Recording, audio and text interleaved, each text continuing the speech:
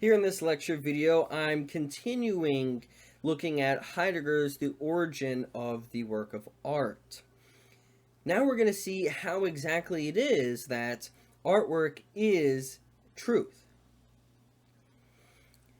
First, we have to look at how we encounter artwork in terms of its relation to a world.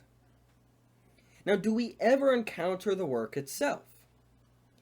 One way of asking this means phenomenologically, and the answer is going to be no. Heidegger thinks that we never actually fully leave the natural attitude.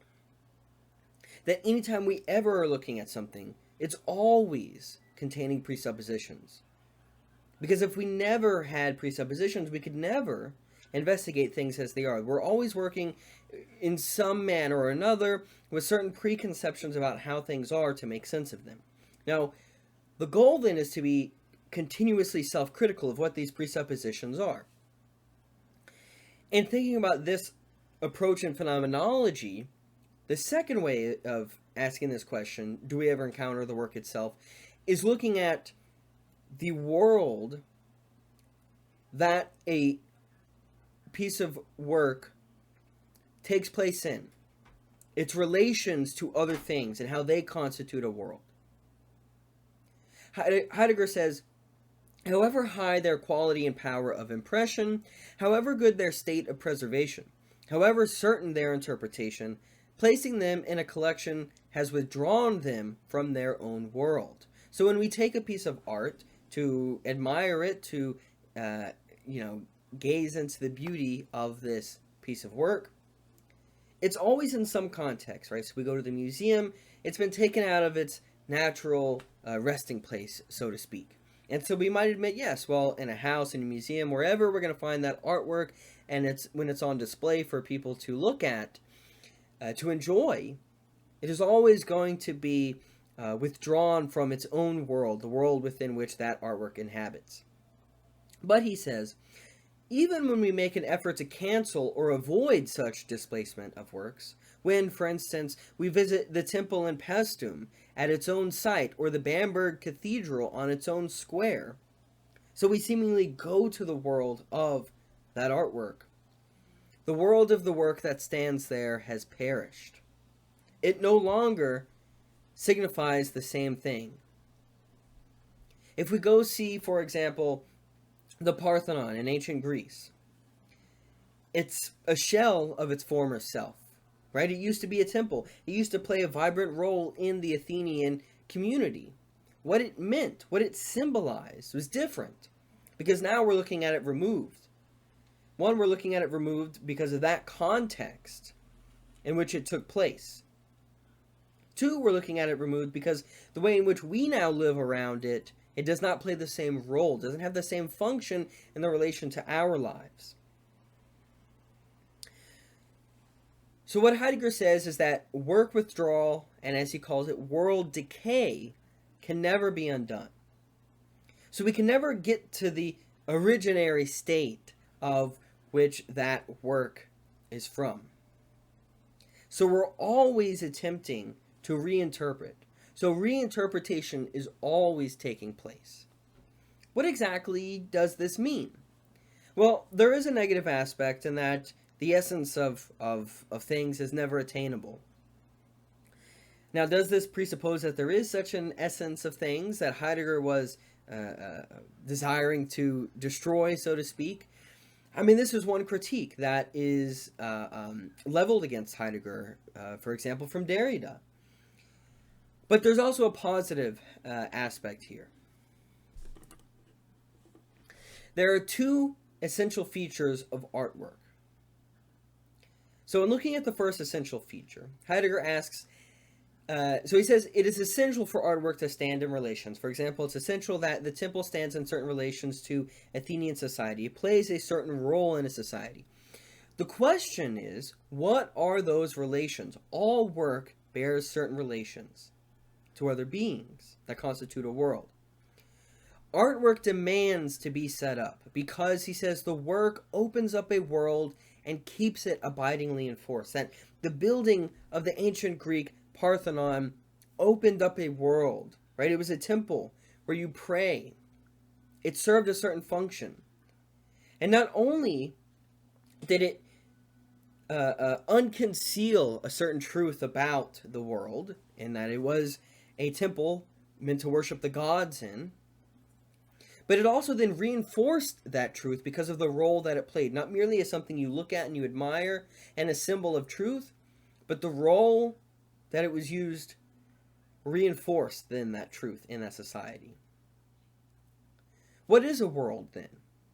Now Heidegger says, a world is not a mere collection of the countable or uncountable, the familiar or unfamiliar. That the world is not in what scientists think of when they think about the world. When we can talk about the amount of matter, right, that exists, the kind of atoms, right, and the structure of those atoms in terms of the amount of electrons, protons, and so on that are contained within them. Right? It's not looking at that way. Because talking about a world in that way is already looking at the world as something which has a static essence, right? Meaning that it is already looking at it with preconceived notions of what the world is. And then based on those preconceived notions, determining how we describe the world along those lines. Instead, when Heidegger talks about an artwork opening up a world, what he means by world is that a world worlds. It creates relations. A world creates relations among beings. That a world is an opening up of possibilities. It is an opening up of meaning. He says, world is never an object that stands before us and can be seen. World is the ever non-objective to which we are subject as long as the paths of birth and death, blessing and curse, keep us transported into being. A stone is worthless. Plant and animal likewise have no world, but they belong to the covert throng of surrounding into which they are linked. The peasant woman, on the other hand, has a world because she dwells in the overtness of beings. This is the uniqueness of Dasein, right? Beings which can think about their own existence, because we are constantly ascribing meaning to things. Ways in which, of course, a stone cannot do, a plant cannot do, an animal cannot do. So the first essential feature of artwork is that work as work, what it means to be a work is that it sets up a world. It sets up a way in which it discloses the ways in which we relate to other beings, and it also reinforces then the way that we relate to other beings. So it opens up that world, and it acts as it performs a role in that world. Now, the second essential feature of artwork. What does work set forth? What is setting forth, right? We say that material, paint, right, taken from the earth, that is formed, it is set forth from the earth. A sculpture, the Parthenon, again, to go back to that, it is set forth from the earth. It's literally stone taken from the earth and molded. What does it mean to be taken from the earth and set forth? Well, he says equipment is determined by its usefulness and its serviceability. That if we think about a hammer contains a final cause, that is, its purpose, which is to, as we say, hammer things, right? You have a nail and you hit it to, go down into the wood to stabilize that piece of wood, to attach it to something else. It is determined as equipment because it performs a certain function. For example, he says, an axe stone is used and it is used up. That the axe stone disappears into usefulness. The axe stone is a thing. It is of the earth, and yet, when we use it, its thingness as of the earth sets forth into usefulness.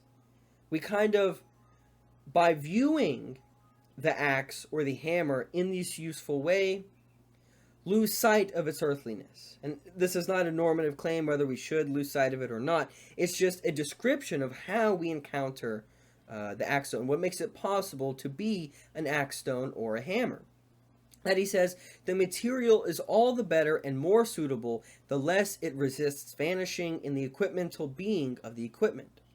Now, by contrast, the temple work in setting up a world does not cause the material to disappear, but rather causes it to come forth for the very first time and to come into the open region of the work's world. So the second essential feature of artwork is that artwork sets forth from the earth. So I want to see a little bit more what Heidegger means by this. So looking at page 173, he says, this setting forth of the earth is achieved by the work as it sets itself back into the earth. The self-seclusion of earth, however, is not a uniform, inflexible staying under cover, but unfolds itself in an inexhaustible variety of simple modes and shapes. To be sure, the sculptor uses stone just as the mason uses it, in his own way, but he does not use it up. Right? So the earth is that which determines the possibility of the thing. It determines the possibility of the thing insofar as, for example, if we want to talk about the form of glass, we talk about the way in which glass can be shaped to hold water. But we might not think the same about another piece of material, like a plant leaf, right? Perhaps it does not contain the possibility of a certain form that performs the certain function that is intended. So, whereas one essential feature of artwork is the setting up of a world, right? The other is the earth from which it sets forth, from which determines its possibility. We can think about this in terms of possibility and actuality, to some extent. It doesn't work entirely, but it's that kind of helps make sense of this contrast between earth and world. So he says, right, again, to be sure, the sculptor uses stone just as the mason uses it in his own way. But he does not use the stone up. The stone is always contained still within it, even if hidden. That happens in a certain way only where the work miscarries. To be sure, the painter also uses pigment, but in such a way that color is not used up, but rather only now comes to shine forth. To be sure, the poet also uses the word, not, however, like ordinary speakers and writers who have to use them up, but rather in such a way that the word only now becomes and remains truly a word, something that signifies something, a meaning. Nowhere in the work is there any trace of a work material.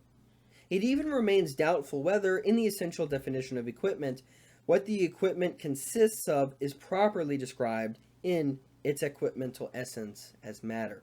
Because if the hammer were to have the stoniness of the hammer come forth, we often talk about that in terms of perhaps it's degrading, when it turns into a mere thing and no longer is able to perform its function.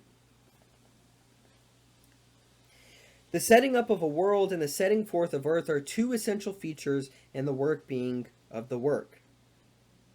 They belong together, however, in the unity of work being.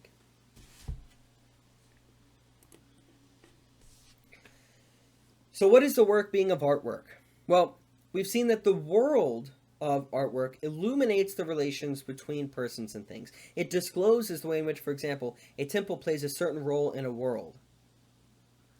We saw in the Van Gogh painting with the shoes, the way in which the shoes disclose a certain way in which they show the way that the peasant worker, right, what they wear, what it is used for, the status this might display, so on and so forth, right? Illuminating the relations between the shoes and the person between other beings in their world.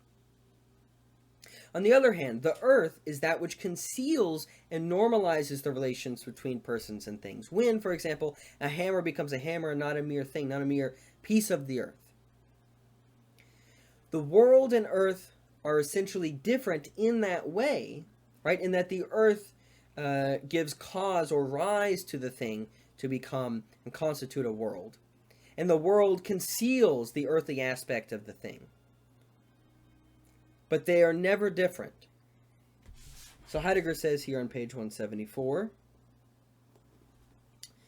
We ask, what relation do the setting up of a world and the setting forth of the earth exhibit in the work itself?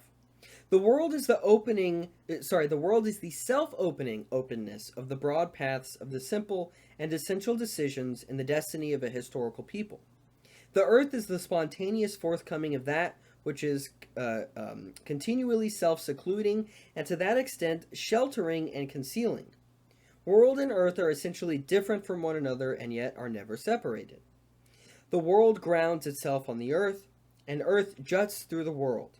Yet the relation between world and earth does not wither away into the empty unity of opposites unconcerned with one another. The world, in resting upon the earth, strives to surmount it. As self-opening, it cannot endure anything closed. The earth, however, as sheltering and concealing, tends always to draw the world into itself and keep it there. And in this way then, right, artwork is this instigating of the strife between world and earth. It is truth in that it reveals this relation between world and earth of a thing. And artwork revels in this strife, that this tension between earth and world. It is not meant to resolve the tension, but to illuminate the tension, because it is that tension which constitutes our very existence. It constitutes our existence insofar as it constitutes what makes our existence meaningful, how we think about our existence, why we live, why we do what we do. And in that way, it reveals the truth of ourselves, of a society, of a community.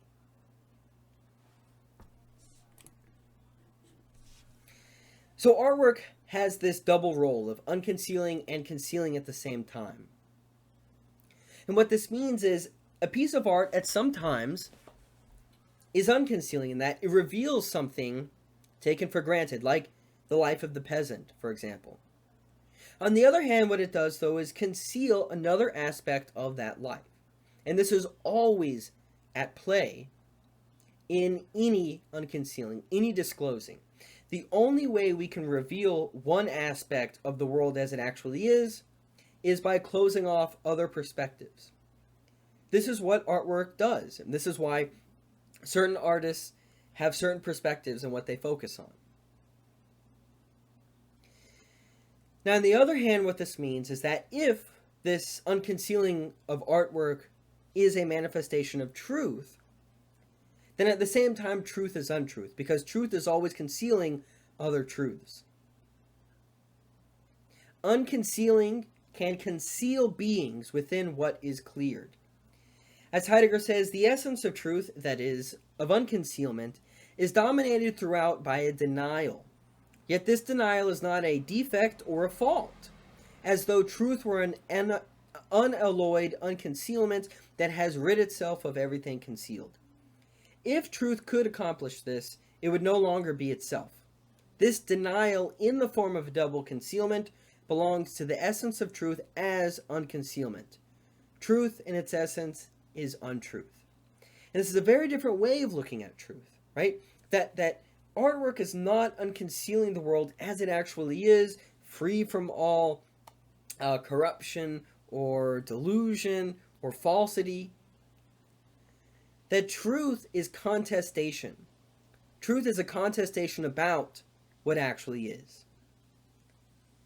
And truths come into conflict with other truths. In the same way that one artwork we might find beautiful in the way in which it portrays something, and someone else might find its portrayal covering up another aspect, right, of life.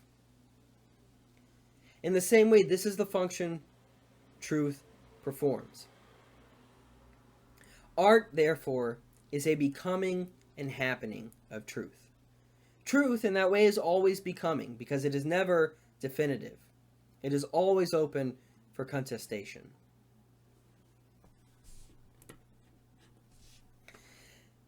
We still have yet to answer the question, what is the origin of the work of art? And answering this question, Heidegger looks at the function that art serves, and he goes back and again looks at the Greek language. Now, he doesn't look at the Greek language to have it tell us exactly what art is, but to look at it in the way that it discloses something that we can learn. So the question is, what distinguishes bringing forth as creation from bringing forth in the mode of making? From art, the bringing forth of art, from the bringing forth of the making in a factory of a tool to be used. So what distinguishes the bringing forth as a painting from a bringing forth as a making of the paintbrush to be used in the painting? He says that the Greeks referred the same to both craft and art. They called it techne.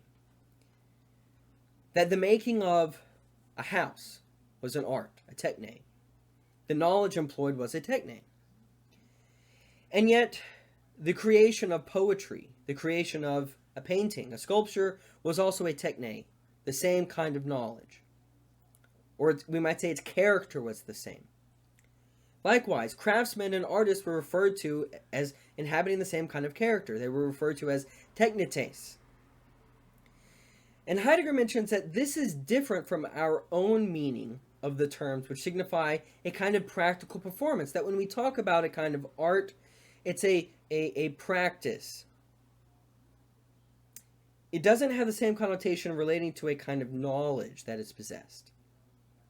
He says, techne, as knowledge experienced in the Greek manner, is a bringing forth of beings in that it brings forth what is present as such out of concealment and specifically into the unconcealment of its appearance. Techne never signifies the action of making. Art, as whether a craft, or we might talk about the fine arts, crafts, professions in this way, and art are not merely a matter of making something. They are a matter of bringing forth knowledge, illuminating truth. This allows Heidegger to answer the question with which his essay began. What is the origin of the work of art? The origin of the work of art is art. It is this manifestation of truth. So we might rephrase this and say, the origin of the work of art is the process of illuminating truth.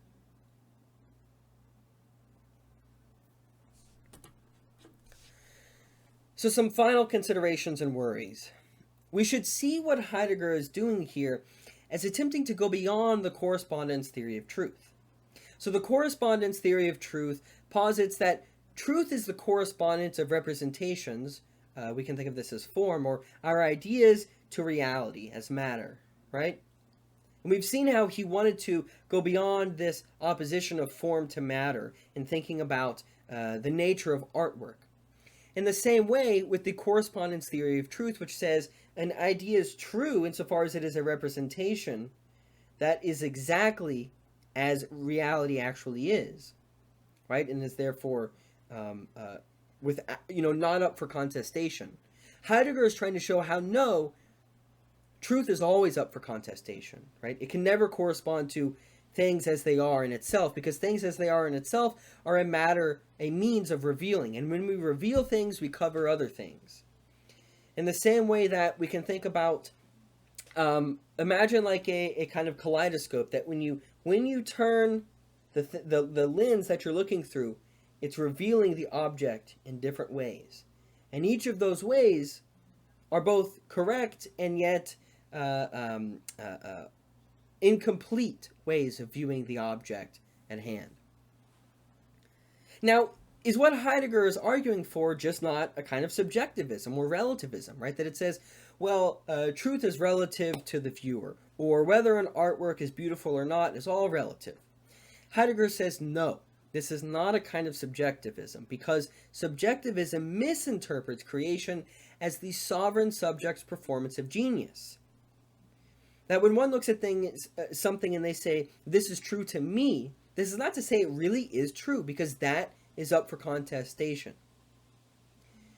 That when a thing is revealed in a piece of art, what makes it possible to be revealed is the relations between persons. And that means it isn't just up to the belief of a single individual, because that belief is constituted by the role they play in a society. and the way in which they relate to other beings. So this is kind of what's known as coherentism, the way in which things cohere with others. Although it's not, I don't think that quite fits exactly what Heidegger is doing here. So truth as unconcealment, as Heidegger has been articulating it, is historical. It's always a means of becoming. It's always wrapped up in a past aiming towards a future. It involves projection towards a desired outcome. Art is not merely a way of expressing the element of truth in a culture in this way, then, but it is a way of producing a community's shared understanding. Now, this leads us to some fascistic implications. I mean, Heidegger was a member of the Nazi Party for a few years in the late 1930s, early 1940s. He ultimately never, in secret, privately overcame his fascistic beliefs. And to some extent, you might see the focus on the importance of earth as perhaps having a similarity with the anti-Semitic chants of blood and soil. And you might also worry about the way in which he's arguing art produces a community's shared understanding with this kind of nationalistic, fascistic way of thinking about a community as being somehow homogeneous, right? Which then tries to eliminate the other that contaminates the purity of the homogeneity of the community. These are definitely worries that are at play in Heidegger's work. I don't think we can just reduce what Heidegger has argued to being a kind of fascistic interpretation of art. Because at the same time, if it is the case that the production of art is an unconcealment of truth, and that unconcealment is always up for contestation, because that unconcealment is also a means of concealing other truths, then there's a way in which even that claim of the kind of fascistic account of this approach to art is up for contestation. And in that way, it's a very radical approach which could be used against fascistic interpretations as well. So that seed of fascism perhaps is contained in this interpretation of art by Heidegger, but it doesn't mean it's necessarily fascistic. It's up to the interpreters, right, to be self-critical enough that they do not fall into the trap of fascism like Heidegger did.